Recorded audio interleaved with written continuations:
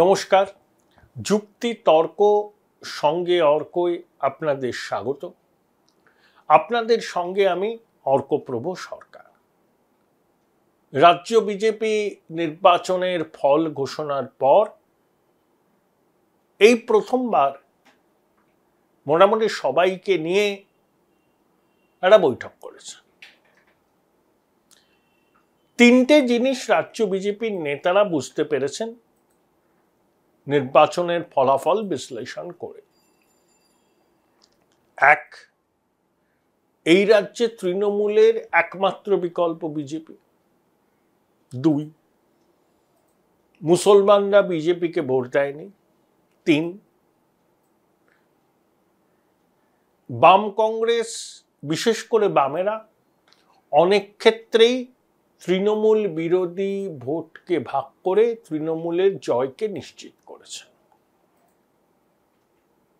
এ রাজ্যে তৃণমূলের একমাত্র বিকল্প যে বিজেপি, সেটা নিয়ে এই নির্বাচনের পর বোধহয় আর কোনো সংশয়ের অবকাশ নেই। বামেরা বলেছিলেন তারা ঘুরে দাঁড়াবেন, তারা চমক দেবেন, তারা ম্যাজিক তৈরি করবেন, অন্তত কয়েকটি আসনে তারা জিতবেন। সেগুলো কিছুই হয়নি। হতেই পারে সবসময় রাজনীতিতে যা ভাবছি সেটাই যে বাস্তবে রুক্ষ মাটিতে শেষ পর্যন্ত হবে তার তো কোনো গ্যারান্টি নেই। এক্ষেত্রেও সেটা হয়নি এবং আগামী দিনেও তৃণমূল বিরোধী জনতার একটা ছোট অংশই শেষ পর্যন্ত বামেদের সঙ্গে থাকবেন, বাকিরা বিজেপির দিকেই যাবেন। এর পিছনে তারা যে বিজেপির আদর্শের প্রতি এরা অনুরক্ত, এটা বলার কোনো মানে হয় না। তৃণমূল বিরোধী জনতা যারা চায় তৃণমূল সরকার এখান থেকে যাক, তাদের একটা বড় অংশ বাধ্য হয়েই বিজেপির পাশে এসে দাঁড়িয়েছে। এবারের লোকসভা নির্বাচনের ফলাফলের ময়না তদন্তের পরে অন্তত বিজেপির নেতারা এই সহজ সত্যটা বুঝতে পারবে। তারা 55% কাছাকাছি হিন্দু ভোট পেয়েছেন, কিন্তু ক্ষমতায় আসতে গেলে যে ক্রিটিক্যাল মাসের দরকার, তার জন্য আরো 3 থেকে 4% হিন্দু ভোটের কনসলিডেশন দরকার। নান্য পন্থা এছাড়া আর কোনো উপায় নেই। কারণ মুসলমানরা বিজেপিকে ভোট দেবেন না, এটা নিয়ে আর কণামাত্র সংশয় কারুর থাকার কথা নয়। তাহলে বিজেপির হাতে রইল কি? হিন্দু ভোট। তাহলে এই হিন্দু ভোটের মেরুকরণ বিজেপি যত করতে পারবে তত জয়ের সম্ভাবনা উজ্জ্বল হবে। অনেকে বলেন যে বাঙালি মননে বিজেপির স্থান নেই। তাদেরকে একটা কথা বলি, 5 বছর আগে আপনারা ভাবতে পেরেছিলেন এই রাজ্যে বিজেপি 38-39% ভোট পাবে? আগে বিজেপি 10 থেকে 11% ভোট পেত। আমরা যারা 90 দশকের শেষ থেকে সাংবাদিকতায় এসছি, বিজেপি সাংবাদিক বৈঠক ডাকলে আমরা দুবার ভাবতাম যাব কিনা, কারণ খুব একটা খবর হতো না। তারপর তপনদা যখন কেন্দ্রীয় মন্ত্রী হলেন তখন আমরা নিয়মিত যেতাম। আমরা বিজেপিকে বড় বাজারের পার্টি বলতাম। তাহলে যে বিজেপি একসময় 10-11% ভোট পেত, সেই বিজেপি এখন 40%-এর কাছাকাছি ভোট পাচ্ছে। এ রাজ্যের মানুষই দিচ্ছে। তাহলে বাঙালি বিজেপিকে গ্রহণ করতে পারবে না, এই যুক্তি ধোপে টেকে না। বাঙালি হিন্দুদের একটা বড় অংশই বিজেপিকে সমর্থন করছে। তার মূল কারণ এই সরকারের লাগাম ছাড়া তোষণ। তার বহু উদাহরণ আছে। আমি আপনাদের এসব বলে সময় নষ্ট করব না। আপনারা জানেন চোখের সামনে বহু বহু উদাহরণ আছে যে কি পর্যায়ে একটা বিশেষ সম্প্রদায়কে তোষণ করে আমাদের রাজ্যের সরকার। তাহলে যত বিশেষ সম্প্রদায়কে রাজ্য সরকার বা শাসক দল তোষণ করবে, ততই হিন্দু ভোট কনসলিডেট হবে। এখনো পর্যন্ত বিজেপির পক্ষে যে 55% হিন্দু ভোট কনসলিডেট হয়েছে, সেটা রাজ্য সরকারের শাসক দলের ওই বিশেষ সম্প্রদায়কে লাগাম ছাড়া তোষণের অভিঘাত। সেজন্য শুভেন্দু বলেছেন না যে সবকা সাথ সবকা বিকাশ, মনে হয় যেগুলো বাংলার ক্ষেত্রে প্রযোজ্য নয়।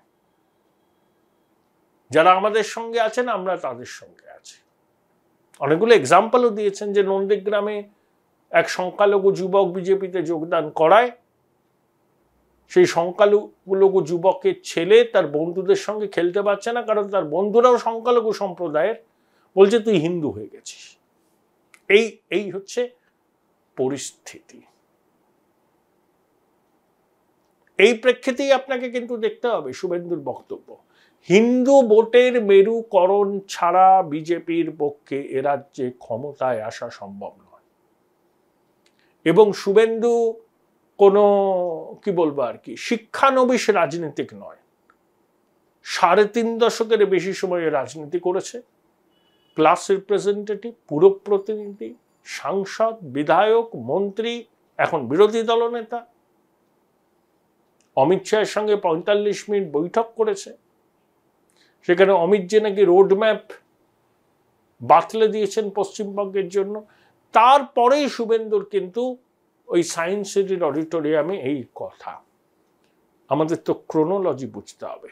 অমিত শাহের আর একজন ভাবশিষ্য আসামের মুখ্যমন্ত্রী হিমন্ত বিশ্ব শর্মা, তিনিও বলেছেন যে আসামে সনাতনীদের অস্তিত্ব টিকিয়ে রাখা এখন জীবন মরণ সমস্যা, কারণ সেখানে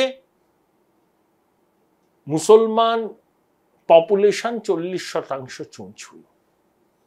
হেমন্ত বিশ্ব শর্মার দাবি পশ্চিমবঙ্গ ঝাড়খণ্ডেও ডেমোগ্রাফিক চেঞ্জ হচ্ছে। তাহলে হেমন্ত বিশ্ব শর্মা বললেন, শুভেন্দু বললেন, দুজনেই অমিত শাহকে তাদের রাজনৈতিক গুরু বলে মানেন। তাই অমিত শাহের অনুমোদন ছাড়া শুভেন্দু এই কথা বলেছেন, আমি অন্তত বিশ্বাস করি না। এবং সায়েন্স সিটিতে সেদিনকে যারা উপস্থিত ছিলেন, তারা শুভেন্দু যখন বক্তব্য রাখছেন তখন করতালি দিয়ে তাকে অভিনন্দন জানিয়েছেন, এবং মঞ্চে বসে থাকা অনেক নেতাও হাততালি দিচ্ছিলেন। Join Indian Institute of Hotel Management now.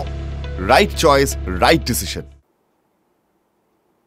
Suvendu বলেছেন সবকা সাথ সবকা বিকাশ হচ্ছে কেন্দ্রীয় সরকারের প্রশাসনিক দর্শন, আর তিনি বলছেন রাজনৈতিক মঞ্চ থেকে। খুব সচেতনভাবে শুভেন্দু এটা বলেছেন, এবং এটাই বিজেপির আগামী দিনের রাজনৈতিক লাইন। হিন্দুরা নিজ ভূমি পরবাসী, হিন্দু খতরে মে হ্যায়, হিন্দু হলে তৃণমূল কংগ্রেস তাদেরকে ভোট দিতে দেবে না, সেই হিন্দু যদি তৃণমূলের সমর্থক হয় তাহলেও দেবে না। এই ন্যারেটিভ বিজেপি কিন্তু আগামী দিনে এখানে তৈরি করবে। আপনি বলতে পারেন যে এটা সুস্থ রাজনীতির পরিচয় নয়, এই প্রতিদ্বন্দ্বিতামূলক সাম্প্রদায়িকতা ক্ষতি করবে। আমি আপনাদের সঙ্গে সহমত। এই প্রতিদ্বন্দ্বিতামূলক সাম্প্রদায়িকতা আখেরে বিষ বৃক্ষের জন্ম দেবে, এবং যে সুপ্ত আগ্নেয়গিরির উপর আমরা বসে আছি, অগ্নুৎপাত হয়নি,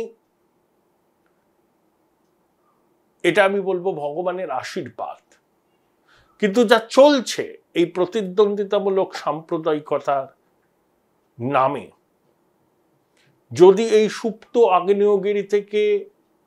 আগ্নেয়গিরি কখনো জেগে ওঠে, তাহলে তার দায় কোনো রাজনৈতিক দল এড়াতে পারবে না। যখন হুমায়ুন কবিরের মতো একজন বিধায়ক বলেন যে মুর্শিদাবাদ জেলায় 30% হিন্দুকে ভাগীরথীর জলে ফেলে দেওয়া হবে, শাসক দলের একজনও প্রতিবাদ করেন, মুখ্যমন্ত্রী একটা কথা বলেননি, সংযত হতে বলেননি, শোকজ করেননি। তার প্রিয় পাত্র ফিরহাদ হাকিম যখন বলেন যে মুসলিম না হলে সে দুর্ভাগা, এরকমই আর কি, আমি অত ডিটেলস বললাম না, দুর্ভাগা, তখনও কেউ কোনো প্রতিবাদ করেননি শাসক দল থেকে। ববি হাকিম বলেছেন তার অসাম্প্রদায়িক ক্রেডেনশিয়াল নিয়ে কোনো প্রশ্নই তোলা যায় না, তিনি চেতলা অগ্রণীর পুজোর প্রাণ পুরুষ। কলকাতার রাস্তায় এবার দেখবেন আবার সেই বড় বড় হোর্ডিং হবে, বিশ্ব জননীর চক্ষুদানে বঙ্গজননী। কিন্তু ববি হাকিম এটা বলেছেন, তখন হাততালিও পড়েছে, যে ইসলাম ধর্মে দীক্ষিত না হলে জীবনই বৃথা। অর্থাৎ বার্তাটা স্পষ্ট, কেউ প্রতিবাদ করেনি। এই যে ওই বিধায়ক চোপড়ার হামিদুল যখন জেসিবি একজনের উপর অত্যাচার করলো, তখন সেই হামিদুল জেসিবির সমর্থনে বলল যে আমাদের ইসলামিক দেশে এরকম হয়েই থাকে, দেশটা ইসলামিক দেশ নয়, এখানে শরিয়াও চলে না, এটা গণতান্ত্রিক ধর্মনিরপেক্ষ ভারতবর্ষ। তৃণমূল নাকি হামিদুলকে শোকজ করেছিল, সেই শোকজের জবাব পেয়েছেন, কি ব্যবস্থা নিলেন? এগুলো হচ্ছে লোক দেখানো। সংবাদ মাধ্যমেরও দৃষ্টির আড়ালে চলে গেছে, হইচই হচ্ছিল বলে বিতর্ক ঠেকাতে লোক দেখানো শোকজ করা হয়েছিল হামিদুলকে। পশ্চিমবঙ্গের মানুষ এগুলো বোঝেন। তাই রাজ্যের শাসক দল যখন একটা বিশেষ সম্প্রদায়ের একটা অংশের সাম্প্রদায়িকতা নিয়ে কোনো সদর্থক পদক্ষেপ গ্রহণ করতে দ্বিধাবোধ করে, ভাবে যদি পদক্ষেপ নিই তাহলে ভোট ব্যাংক অসন্তুষ্ট হবে, ঠিক সেই পলিটিক্যাল লাইনকে কাউন্টার করতেই বিজেপির এই হিন্দু হিন্দু করা, হিন্দু কনসলিডেশন, হিন্দু খাতরে মে হ্যাঁ, হিন্দু নিজ ভূমে পরবাসী।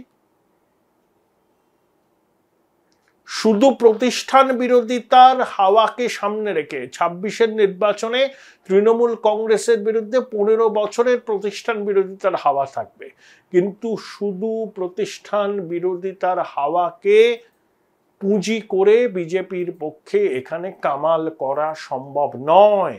কারণ প্রতিষ্ঠান বিরোধী ভোট একটা অংশ বাম কংগ্রেসের দিকেও যেতে পারে, সেটা নেগলিজেবল হলেও কিনলি কন্টেস্টেড কেন্দ্রগুলোতে ভোট কাটাকাটির সুবিধা শাসক দল পাবে। তাই শুভেন্দুরা ওই লাইনটাই নিচ্ছেন যে হিন্দুরা নিজ ভূমে পরবাসী, অর্থাৎ লেফটের হিন্দু সমর্থক, কংগ্রেসের হিন্দু সমর্থক, এমনকি তৃণমূল কংগ্রেসেরও হিন্দু সমর্থকদের মনে একটা আশঙ্কা, ভয়ের বাতাবরণ তৈরি করা। নির্বাচনী প্রচারে রাজ্যের শাসক দল কি বলেছে? যে বিজেপি আসলে ওই বিশেষ সম্প্রদায়কে এখান থেকে বার করে দেবে, নানা কথা বলেছে, ভয় ভীতির একটা তৈরি করেছে তারা মনস্তত্ত্ব। ঠিক সেটার কাউন্টার করতেই এবার হিন্দুরা নিজ ভূমে পরবাসী, হিন্দু খাতরে মে হ্যায়, বিজেপি এটা করছে। অর্থাৎ তৃণমূলের বিশেষ সম্প্রদায়কে তোষণের পাল্টা হিন্দুরা নিজ ভূমে পরবাসী, এই লাইনটা বিজেপি সামনে আনলো বিধানসভা নির্বাচনের 1.25 বছর আগে। শুভেন্দু এমনি এমনি বলেনি, এটা পরিকল্পিত রোডম্যাপ এবং বিজেপির কেন্দ্রীয় নেতৃত্বের অনুমোদন। দেখুন, অসমের মুখ্যমন্ত্রী হিমন্ত বিশ্ব শর্মা মুসলিমদের বিবাহ এবং বিচ্ছেদের যে আইন ছিল আসামে, সেটা বাতিল করেছেন। যুক্তির নাবালিকা বিয়ে রোখা, মুসলিম মেয়েদের বিয়ের বয়স তাদের নিজস্ব নিয়ম অনুযায়ী অনেকটা কম, তাহলে নাবালিকা বিয়ে বাড়ছে। সেটা বন্ধ করার জন্য হেমন্ত বিশ্ব শর্মা মুসলিমদের, ওটা 1935 সাল থেকে চালু, বিবাহ বিচ্ছেদের আইনটি বাতিল করেছেন। তার আশা এর থেকে নাবালিকা বিয়ে বন্ধ হবে। উদ্যোগ আপাত দৃষ্টিতে খারাপ না মনে হলেও এর পিছনে রাজনৈতিক বার্তা তো আছে। কি রাজনৈতিক বার্তা আপনারা জানেন, নতুন করে বলার দরকার নেই। তাহলে এই রণকৌশলকে সামনে রেখেই কিন্তু বিজেপি 2026-এর বিধানসভা নির্বাচনে পশ্চিমবঙ্গে আসরে নামবে, সেটা তারা পরিষ্কার করে দিয়েছে।